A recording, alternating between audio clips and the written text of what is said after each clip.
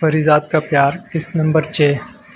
Secretary نے بتایا کہ بہروز کریم کی بیوی نے کچھ ماہ پہلے خودکشی کر لی تھی اور اب اس کی روح بہروز کریم کو تنگ کرتی ہے۔ پریزاد نے انہیں کہا، معاف کیجیے، میں نے یہ کام چھوڑ دیا ہے، میں آپ کی مدد نہیں کر سکتا، آپ کوئی اور عامل ڈھونڈیں۔ سیکریٹری نے اسے منہ مانگی رقم دینے کا وعدہ کیا، لیکن پریزاد کسی صورت مان نہیں رہا تھا۔ بہروز کریم جو اب تک خاموش کھڑا تھا، اس نے غصے لہجے میں کہا، تمہارا تو باپ بھی جائے گا، اور پریزاد کو کندھوں پہ اٹھا کر گاڑی میں پھینک دیا۔ بہروز کریم ڈرائیور کے ساتھ فرنٹ سیٹ پر بیٹھ گیا اور اس کا آدمی پریزاد کے ساتھ پیچھے۔ پریزاد مدد کے لیے چلانے لگا تو آدمی نے اس کے کن پٹی پہ پستول رکھ کر کہا، چپ کر کے بیٹھو ورنہ گولی مار دوں گا۔ پریزاد سہم کر بیٹھ گیا اور گاڑی چلنے لگی۔ بیک گراؤنڈ میں گانا چلنے لگا، پوچھ پریزادوں سے یہ ہجر کیسے جھیلا ہے، یہ تن بدن تو چلنی ہے اور روح پر بھی چالیں ہیں۔ کیمرہ مین نے چلتی ہوئی گاڑی کا دور سے شاٹ لیا۔ پریزاد بے بسی سے کھڑکی کے باہر سر نکال کے سوچ رہا تھا کہ کس مصیبت میں پھنس گیا ہوں۔ اس کے آنسو قطر در قطر سڑک پہ گرے جا رہے تھے۔ بہروز کریم کے گھر پہنچ کر اسے آرام کے لیے ایک کمرہ دیا گیا۔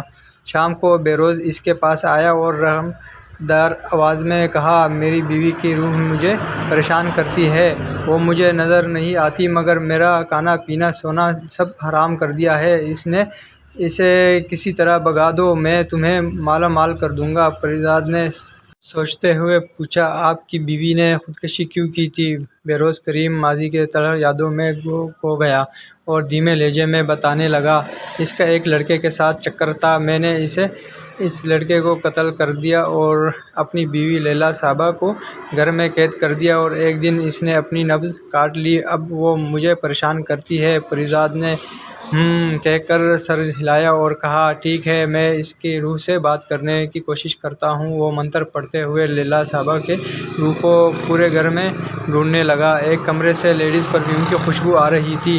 پریزاد وہاں گھس گیا۔ لیلا کی روح ڈریسنگ ٹیبل کے سامنے بیٹھے بالوں میں تیل لگا رہی تھی۔ پریزاد نے اسے مخاطب کر کے کہا، تو تم ہو لیلا صاحبہ؟ لیلا نے مڑ کر اسے دیکھا اور دل فریب مسکراہٹ کے ساتھ کہا، ہاں میں ہوں لیلا، اور تم پریزاد ہو، مجھے بھگانے کے لیے بلایا ہے نا بہروز نے تمہیں، لیکن میں کہیں نہیں جانے والی، اپنے اوپر ہوئے ہر ظلم کا حساب لوں گی میں۔ پریزاد نے نرم لہجے میں پوچھا، کیا ظلم ہے؟ تم نے خود موت کو گلے لگایا، اپنی نبض کاٹ کر۔ لیلا صاحبہ کی آنکھیں نم ہو گئی۔ بہروز مجھے شہزادیوں کی طرح رکھتا تھا، مگر جب اسے میرے اور ولید کا افیئر کا پتہ چلا تو اس نے ولید کو قتل کر دیا اور مجھے نوکرانی بنا دیا، گھر کے کام کرواتا اور ملازموں کے کپڑے بھی مجھ سے دھلواتا تھا۔ نیکسٹ ایپیسوڈ کے لیے ہمارا چینل سبسکرائب